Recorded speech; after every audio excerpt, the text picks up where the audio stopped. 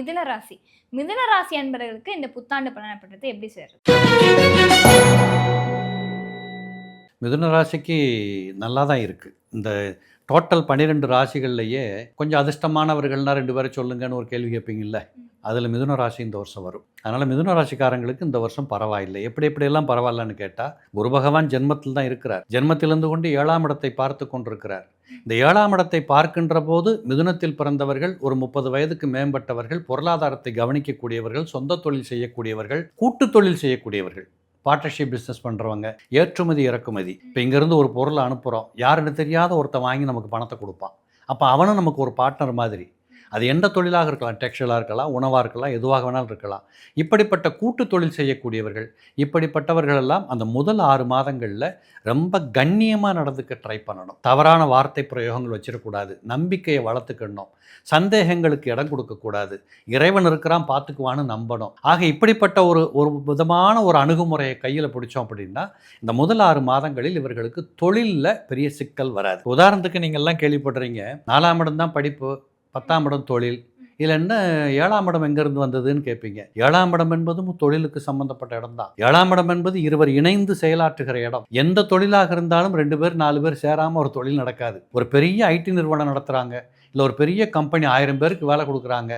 இப்படிப்பட்ட இடங்களில் எல்லாருடைய கூட்டு முயற்சியும் தானே ஒரு வெற்றி. அப்போ இந்த கூட்டு முயற்சிகளில் தொய்வு ஏற்பட ஆரம்பிக்கும். இப்போ உதாரணத்துக்கு ஒரு கட்டட நிறுவனம் சம்மந்தப்பட்டதாக ஒரு தொழில் நடத்துகிறாங்க. தொழிலாளர்களின் இம்சைகள் கொஞ்சம் வரும்.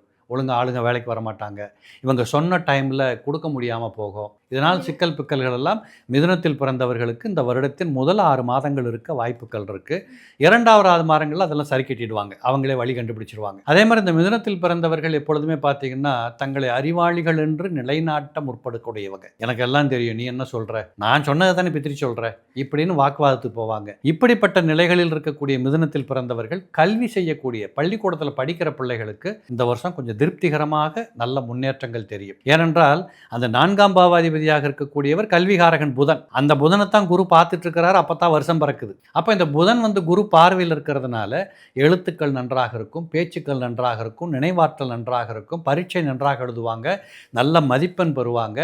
ஆக ஒரு பள்ளி மாணவனுக்கு மாணவிக்கு என்னென்ன தகுதிகள் இருந்தால் அவளை இந்த டீச்சர் சமூகம் ஒத்துக்கொள்ளுமோ அந்த நிலைகளுக்கு அந்த பிள்ளைகள் தங்களை வளர்த்து கொள்ளும். இது அந்த மிதுனத்தில் பிறந்தவங்களுக்கு ஒரு பெரிய கொடுப்பினை. அதே மாதிரி மிதுனத்தில் பிறந்தவங்க பார்த்தீங்கன்னா சுக்கிரனையும் அந்த குரு பார்க்குறார். இந்த சுக்கிரன் குரு பார்வையில் இருக்கிறதுனால குரு சுக்கிர யோகம் அப்படிங்கிறது பொதுவான இயல்பு.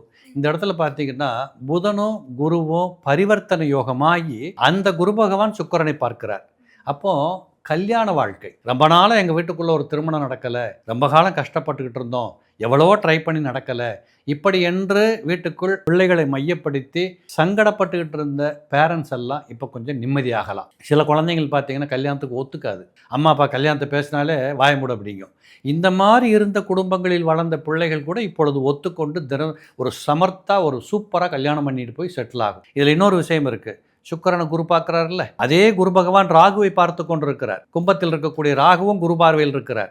அப்போ இந்த குரு ராகுவை பார்க்கறதுனால திருமணம் ஆகி போச்சுங்க, ஒரு 4 வருஷம் ஆச்சு, நாங்கள் எதேச்சியாக விட்டுட்டோம், இப்போ பார்த்தா எல்லோரும் கேட்க ஆரம்பிச்சிட்டாங்க, எங்களுக்கே தோணுது என்ன ஆகிடுமோன்னு பயமாக இருக்குது, குழந்தை இல்லை, இப்படி தவித்து கொண்டிருந்தவர்களுக்கு கூட இந்த ஜூன் 1ஆம் தேதிக்கு உள்ளவே இவங்கள் கன்சீவ் ஆகிறதுக்கும் புத்திர பிராப்தம் சந்தான விருத்தி பெறுவதற்குமான அந்த அடிச்சுவடுகள் எல்லாம் தெரிய வரும், வாய்ப்பு இருக்குது. இப்படி ஏராளமான மிதுனத்தில் பிறந்தவங்களுக்கு அபூர்வமான செய்திகள் நிறைய நடக்கும்.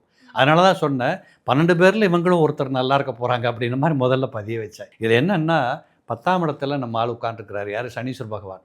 அவர் 12ஆம் இடத்தை பார்த்து கொண்டிருக்கிறார்.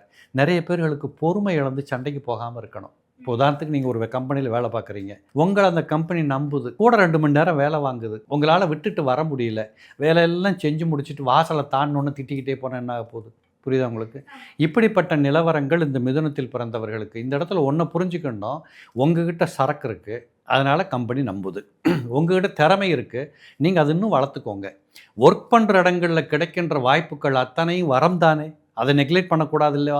அந்த அடிப்படையில் உங்களுக்கு வேலை வாய்ப்புகள், வேலை செய்கின்ற இடங்களில் இருக்கக்கூடிய அமைப்பு, ரொம்ப தீவிரமாக களமிறங்கி வேலை பார்க்க வேண்டிய கட்டாயங்கள் வரும்.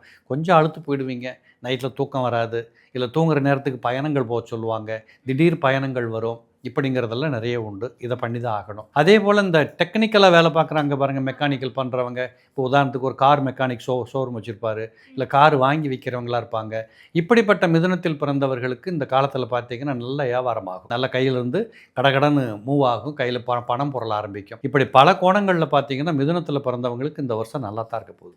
இவங்களுக்கு வழிபட வேண்டிய தெய்வம் அப்படின்னா யார் சார் சொல்லுங்க? இவங்க வேறு ஒன்றும் இல்லை, நேராக ஸ்ரீரங்கத்துக்கு பக்கத்தில் இருக்கிறவங்க ஸ்ரீரங்கம் சக்கரத்தாழ்வாரை பிடிச்சிக்கிட்டோம். வடமாநிலம் இருக்கிறவங்க அப்படியே நேராக திருப்பதிக்கு போய் தரிசனம் பண்ணிட்டு வந்துடணும். இப்படி எந்த ரூபத்திலேயாவது பெருமாளை கண்ணில் பார்த்துட்டா இவங்களுக்கு இந்த வருஷம் கொஞ்சம் நஞ்சம் ஒட்டிகிட்டு இருக்கக்கூடிய தரித்திர அழுக்கும் போயிடும். நிச்சயமா. இவங்களுக்கான மதிப்பெண் அப்படின்னா 100க்கு எவ்வளோ சார் கொடுக்கலாம்? கொடுக்கலாம், ஒரு 80 மதிப்பெண் கொடுக்கலாம். 80 கொடுக்கலாம். ஓகே.